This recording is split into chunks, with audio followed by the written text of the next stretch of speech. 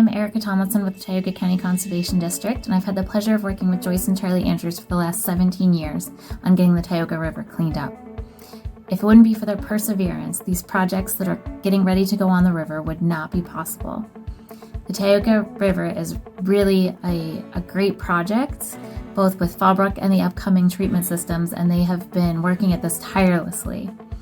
Without Joyce and Charlie and the Tioga County Concerned Citizens Committee, these projects would not be possible. I'm very excited to hear that they are winning this award, and it's well deserved.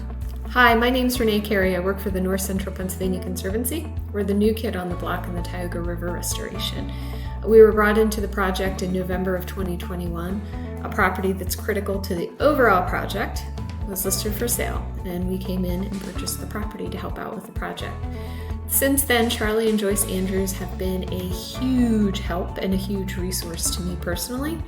They have been involved since day one. The reason there is this project is because of Charlie and Joyce. So they understand the history of the project. They're also longtime residents of the community of Blossburg, so they know everyone and everyone knows them. And that is very evident to me anytime I start talking to somebody.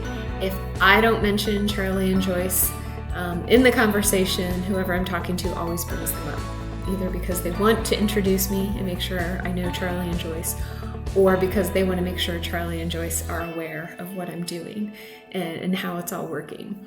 And I think their influence will be felt for generations to come. When I talk to people who grew up in Blossburg, everybody's got a story about playing in the Tioga River and coming out orange, or ruining their sneakers that are now orange from the river. And the excitement that they show thinking about being able to go into the Tioga River and not come out orange is really exciting, and all of that is possible in large part because of Charlie and Joyce and their perseverance. Tioga River has always been one of those streams where I think the problems kind of outweighed the solutions, or the funding that was available for those solutions. And it's really hard to keep people together when that's the primary problem.